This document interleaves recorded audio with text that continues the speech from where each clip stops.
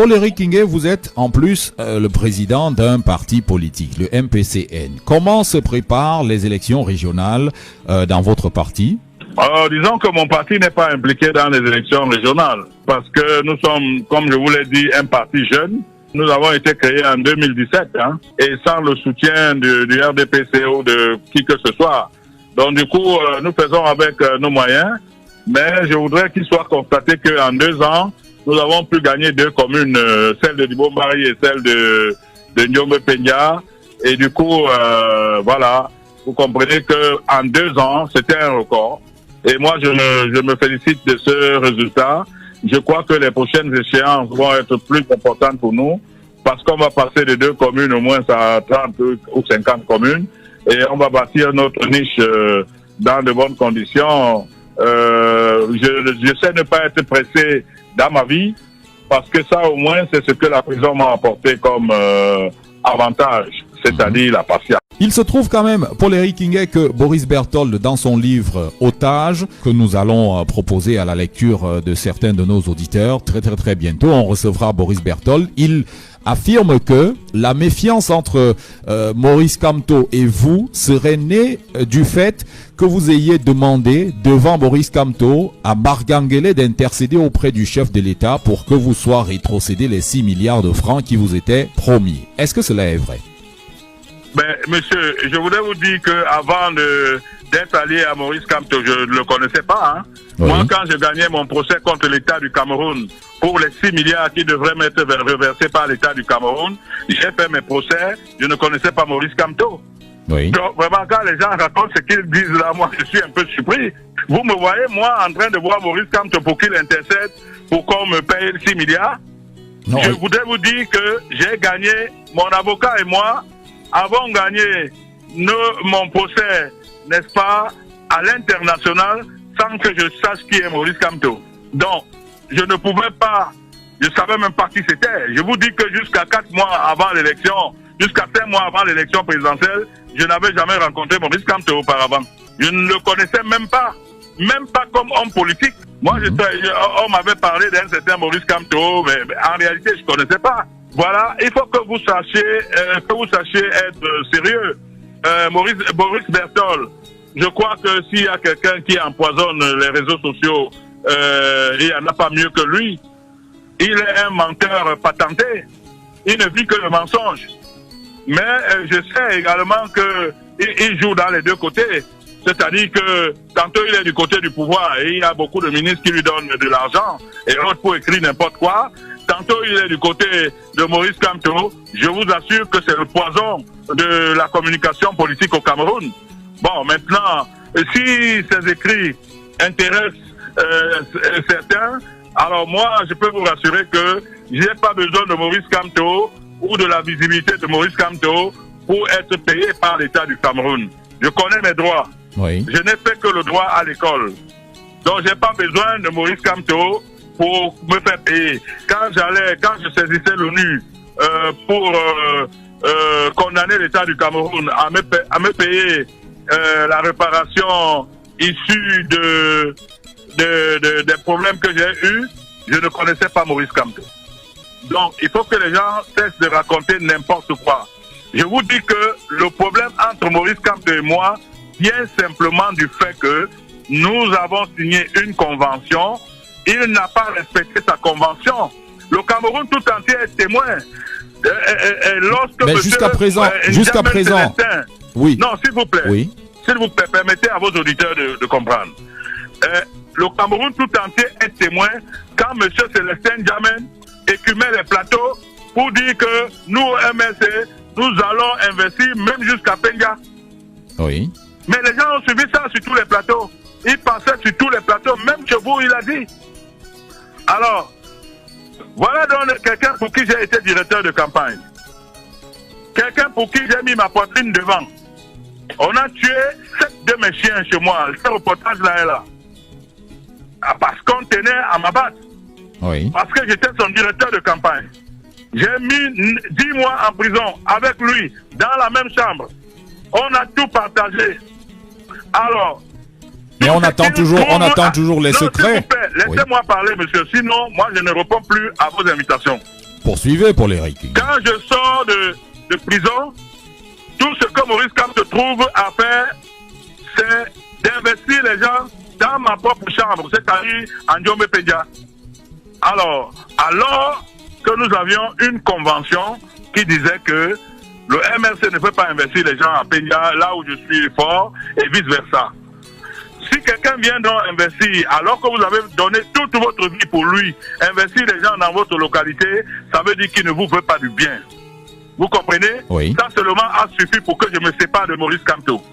Ne voyez pas autre chose derrière. Ne dites pas aux gens que c'est parce que je voulais qu'ils me donnent de l'argent.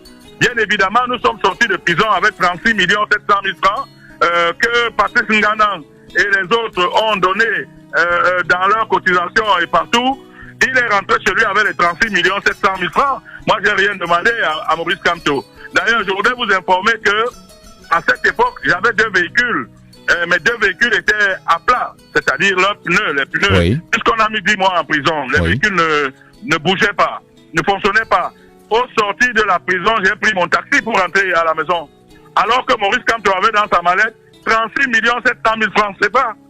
Mais Oui. donc, c'est pas pour ça que je me sépare de Kamto. Je me sépare de Kamto, mais souvenez-vous même que lorsqu'on sort, je l'appelle même le pape du droit. Souvenez-vous, c'est moi qui lui donne cette appellation aussi. Sur une chaîne concurrente qu'on appelle Equinox, pour ne pas la citer. Oui. C'est moi qui l'ai baptisé le pape du droit. Jusque-là, il n'y avait pas de problème. C'est quand je constate qu'il investit les gens en Djombe Pédia, dans ma propre chambre, que je me dis, mais qu'est-ce que je faisais donc avec ce monsieur qui n'est finalement qu'un simple roublard. Voilà. C'est un roublard. Mais en même temps, il faut que le monde le sache. effectivement. C'est vraiment un roublard. Moi, je ne suis pas du genre à écouter les conneries de Boris Bertol. Ce sont des gens qui passent le temps à dire ci le matin, ça le soir, en même temps qu'ils servent les deux, le régime, et en même temps qu'ils disent servir l'opposition. Est-ce que le fait qu'à chaque fois qu'il y a une actualité dans le MRC, à chaque fois qu'il y a une actualité liée à Maurice Kamto, vous réagissiez en des termes parfois très très durs, je ne veux pas dire violents, est-ce que cela ne fait pas de vous quelqu'un qui a du mal à tourner la page? Pourquoi n'arrivez-vous pas à tourner la page? En politique, la vengeance est un plat qui se mange froid. Maintenant, sachez-le. Ce monsieur m'a poignardé et je vais le poursuivre, je vais le hanter comme ça jusqu'à la fin de sa vie. Vous comprenez? Oui. Ça, il faut que vous le sachiez. Ce monsieur m'a poignardé. À cause de ce monsieur, j'ai mis 10 mois de prison.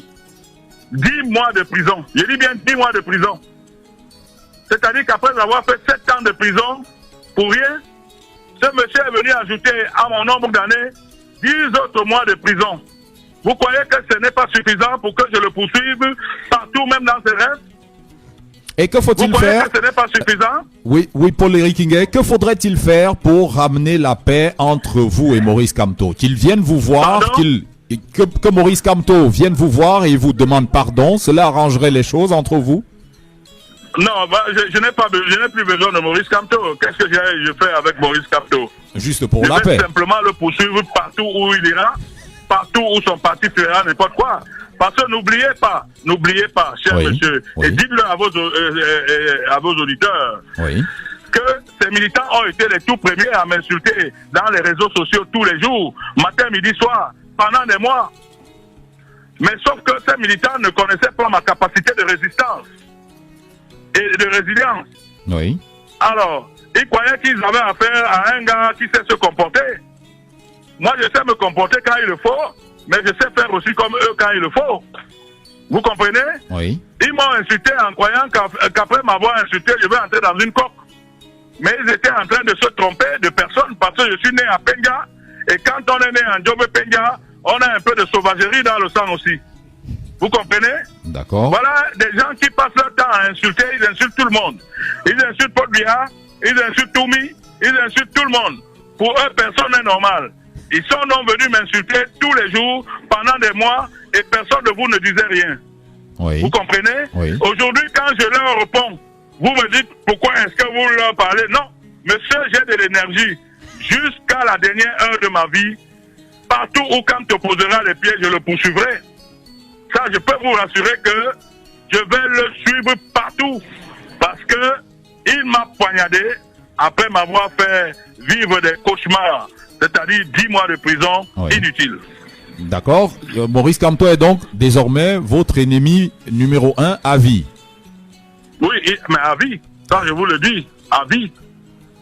Même s'il m'arrive de temps en temps de ne pas parler de lui, c'est peut-être 2 ou 3 occupations au niveau de la commune. Mais chaque fois que la possibilité m'est offerte de le faire, je vais m'occuper de lui. Parce qu'en plus de ça, c'est un menteur, c'est un roublard. Il a menti au peuple camerounais. Vous savez ce qui s'est passé pour que finalement M. Njoko soit suspendu en France? Il a été suspendu en France parce que lorsque M. Penda Ekoka reçoit l'argent de Survivor, il constate qu'il y a un déficit et demande qu'on ouvre une enquête, demande à M. Maurice Kamto d'ouvrir une enquête. Maurice Kamto n'a pas ouvert l'enquête. Penda a insisté au moins 10 fois. Maurice Kamto a refusé d'ouvrir l'enquête. Finalement, c'est quand Penda écrit sa lettre de démission pour dire que, ok, si tu n'ouvres pas d'enquête, je quitte complètement de cette coalition et je démissionne de la tête de Survivor. Et c'est en ce moment que Kamto décide de suspendre Njoko. Pourquoi ne suspend-il pas Njoko depuis que Penda lui demande de le faire? Ou bien d'ouvrir une enquête? Pourquoi ne le fait-il pas? Maintenant, je vais vous dire, c'est à cause d'une maison qui est en pleine construction entre Tradex, Nouvelle Route Bastos et Air France. Vous allez me demander c'est la maison de qui? Oui. Mais allez-y voir le chef de chantier. Le chef de chantier s'appelle un certain Zamboué. Zamboué, allez demander qui est Zamboué. Zamboué est un cadre du MRC. Qu'est-ce que Zamboué fait dans ce chantier chaque jour? Et au nom de qui il est là-bas? Je préfère ne pas en parler. Donc ouvrez vous-même vos enquêtes. Vous verrez l'argent que les Camerounais ont cotisé partout. Pour ce monsieur-là, il l'utilise pour faire ci ou pour faire ça, à gauche et à droite. Donc je vous dis, allez ouvrir vos enquêtes. Je vous ai donné des pistes. Ouvrez maintenant vos enquêtes. Je vous dis qu'entre Air France et Tradex, Nouvelle Route Bastos, il y a une maison en construction. Cette maison vient des dons reçus du monde entier pour les masques et autres. Allez poser cette question et demandez maintenant à M. Maurice Kamto pourquoi il n'a pas suspendu très tôt M. Njoko, alors que M. Njoko il est connu de notoriété publique dans le monde entier, qu'il est très dangereux pour les questions d'argent. Pourquoi Maurice Kamto ne l'a pas suspendu? Bon, maintenant, laissons le fait que M. Maurice Kamto ne l'ait pas suspendu. Dans un parti normal, je dis bien dans un parti normal, et selon toutes les bases de droit dans le monde, en cas d'absence du président, c'est le vice-président qui conduit les affaires. Demandez pourquoi est-ce que le vice-président de l'Europe, c'est-à-dire le vice-président de M.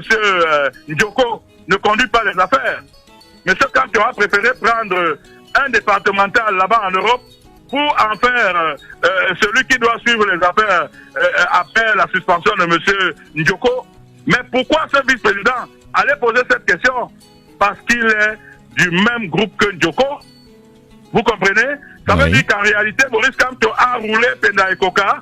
En enlevant Njoko, il a mis un autre Njoko. Vous comprenez? Voilà donc la réalité. Bon, quand les gens s'amusent comme ça alors qu'ils ne sont pas encore au pouvoir, vous voulez qu'ils disent quoi, monsieur? Vous voulez qu'on les prenne pour qui? Ce sont des bandits. Je dis que c'est des bandits.